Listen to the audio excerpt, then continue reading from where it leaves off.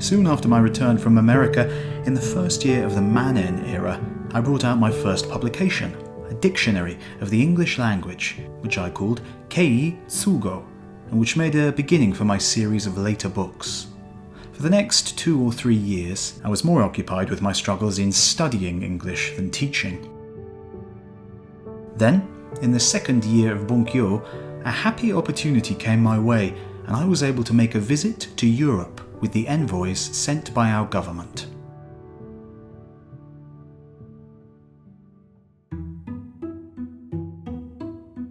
I received an allowance of some 400 ryo, and as our expenses on the tour were to be borne entirely by the ministry, this income was entirely for my own use. And so, being a man who did not need much money, I thought of using it elsewhere. I took 100 ryu of the amount and sent it to my mother back in our native town. While I was away in America, the officious people of Nakatsu had been giving vent to rumours about me. One had coolly reported that I was dead in the foreign country. In the full swing of the anti-foreign sentiment, there was nothing we could do. We had to endure everything and keep quiet. I was really very sorry for my mother in all this situation. Sending her some money would not make up for my long absences, but still, 100 ryu was an enormous sum of money for both of us, never seen in all our previous lives. So I sent it to her, with the best intentions.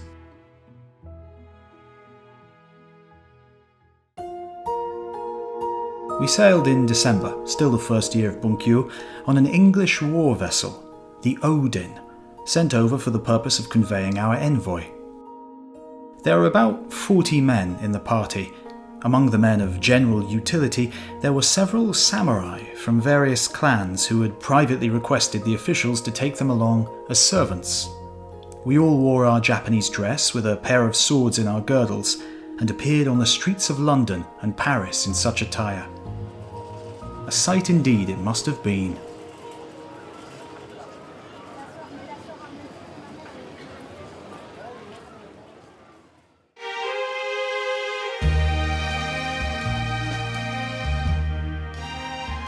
When we reached Paris and had been formally received by the welcoming French officials, the first request we had to make was that as many of our party as possible be accommodated near the chief envoy's camp, because of our number and the amount of our baggage.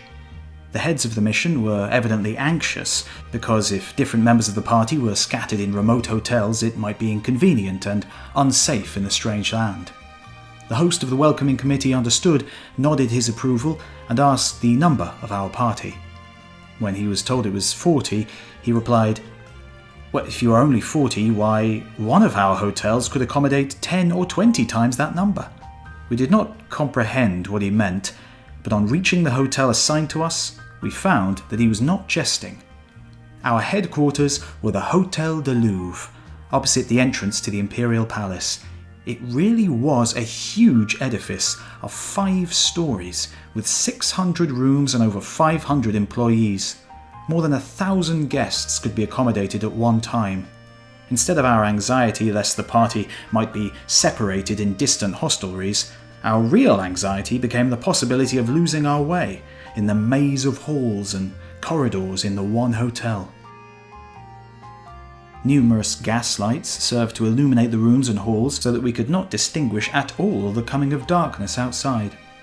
In the dining hall there was such a spread of food, of both the woods and the sea, that even those in the mission who professed their dislike of foreign objects could not maintain this aversion in the choice of food. The joke was in the stock of Japanese supplies brought along in our baggage. We could not cook our rice in the kitchen of the hotel, nor was it possible within reason to use our oil wick lamps in the halls. Finally, exhausted with all the useless impediments, we piled it all up in an apartment and offered the entire store of rice, oil lamps and everything to one of the lesser members of the welcoming committee, and asked him to take it for free.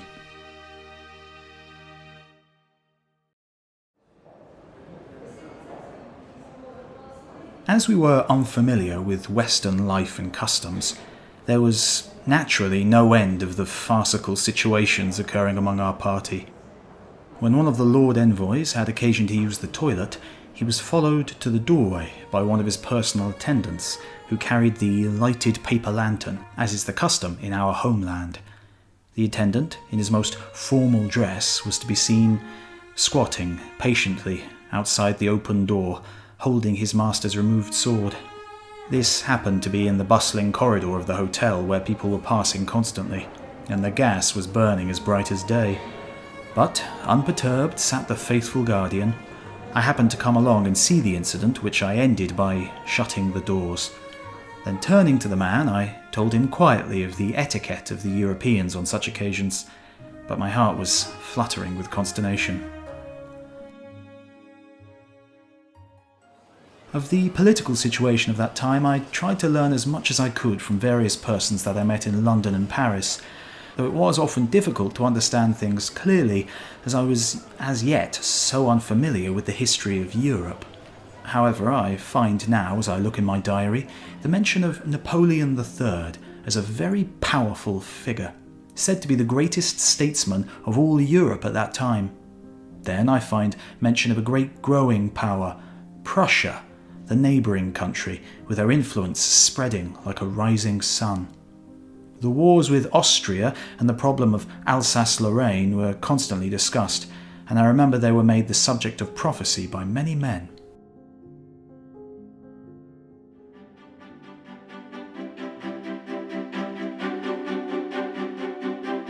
While we were in London, a certain member of the Parliament sent us a copy of a bill which he said he had proposed in the House under the name of the party which he belonged.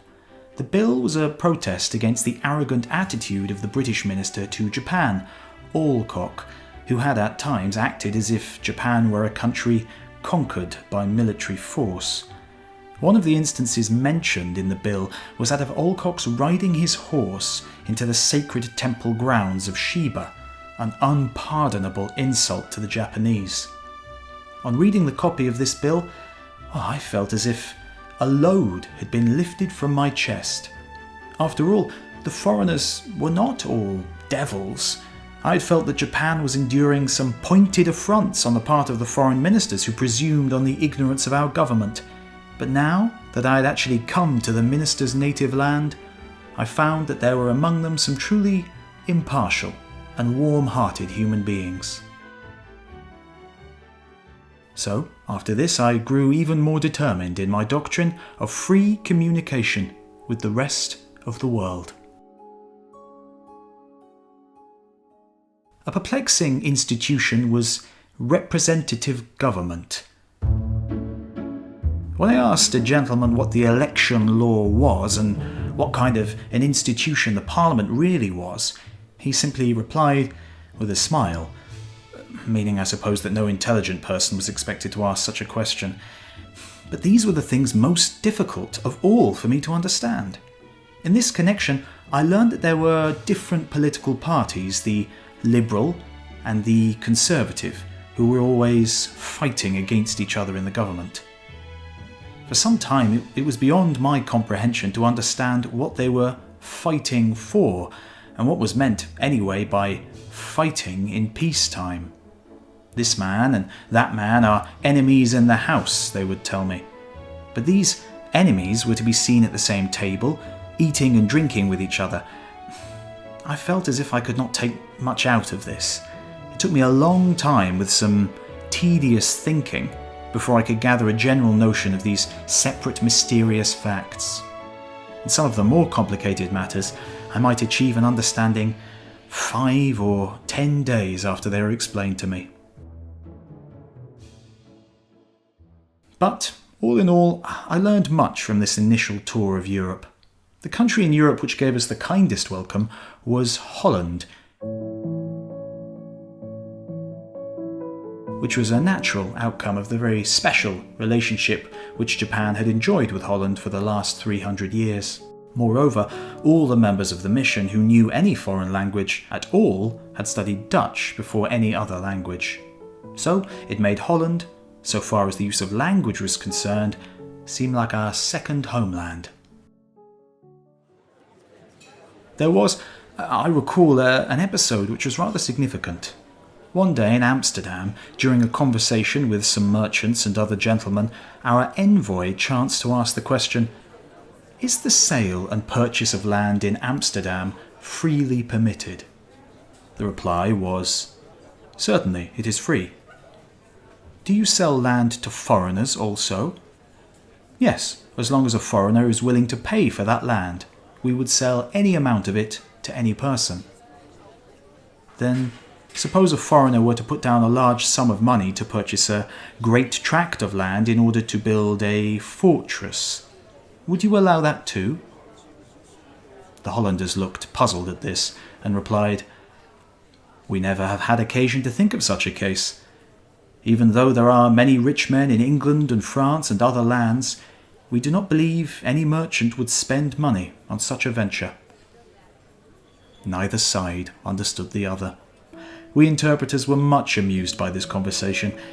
It is not to be wondered at that Japan was going through a hard struggle when the control and handling of foreign affairs were in the hands of men who exhibited such reasoning in their contact with the West. One ridiculous idea held by our embassy was that its members should not meet the foreigners or see the country any more than they had to. We were under the seclusion theory even while we were travelling in foreign territory. Here, by the way, I have to admit a weakness of mine. I have always been lively and rather inclined to being boastful. But the truth is, I am of a timid nature when it comes to putting a living thing to death or seeing any kind of injury. So, while we were in Russia, this faint-hearted human was taken to see a major surgical operation.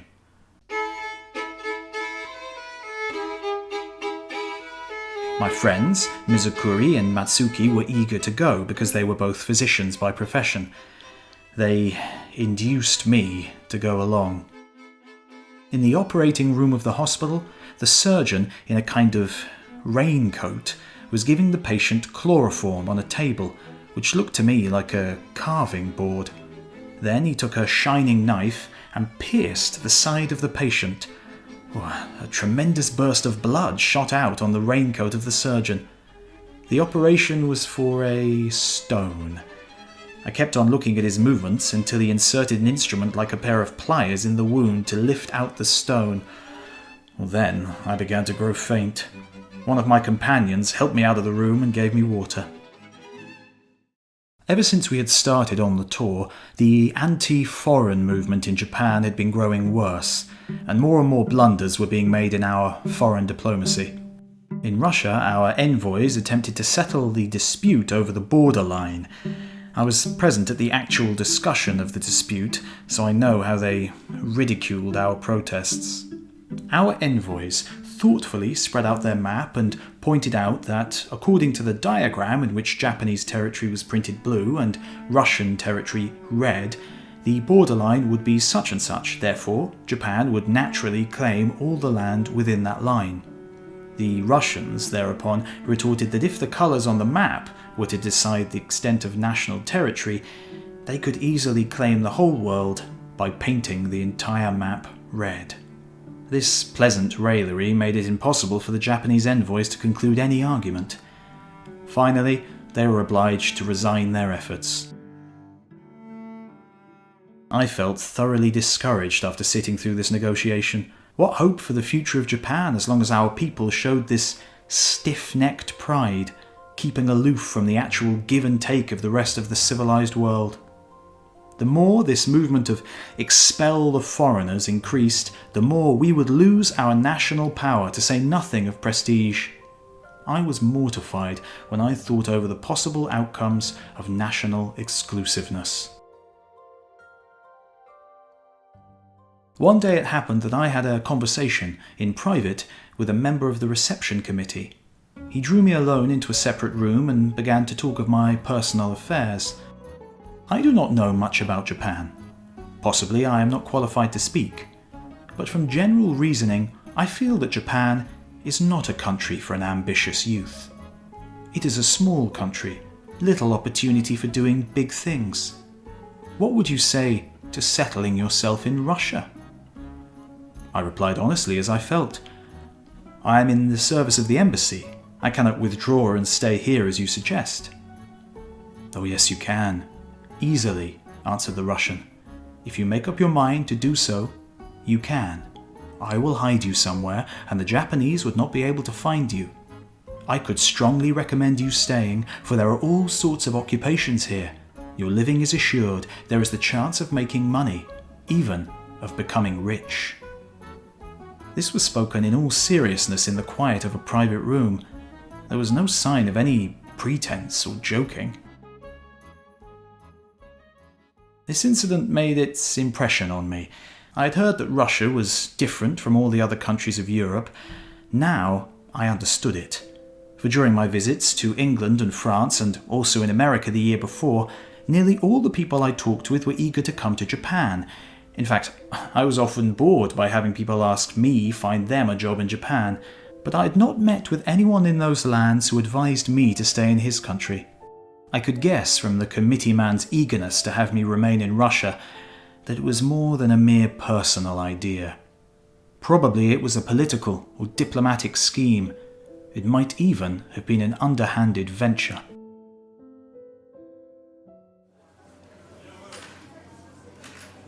We returned to France and were about to sail on the return voyage for Japan when news of the Namamugi affair reached us. Suddenly, the entire attitude of Napoleon's government changed. I do not know what may have been the general opinion of people over the affair, but the official attitude was decidedly cool. As we were about to take a boat, we found a guard of honor lined all along the road for a distance of almost a mile. This, we felt certain, was not purely a salute of farewell. It was a subtle demonstration of the French military power as well. Naturally, we did not expect to be fired upon, but this insinuation of ill will was really too much to bear. We drew into Lisbon and Portugal, where the envoys had some mission to complete. Then we entered the Mediterranean, then the Indian Ocean, and finally we returned safely to our native shores. Back in Japan once more, I found the country at the height of the anti-foreign sentiment. All Japan was now hopelessly swept by this anti-Western feeling, and nothing could stop its force from rushing to the ultimate consequence. Until now, this anti-foreign movement had been only an existence in society separate from my personal life. But now, since our return from Europe, the situation had changed. The Ronin were appearing in the most unexpected places.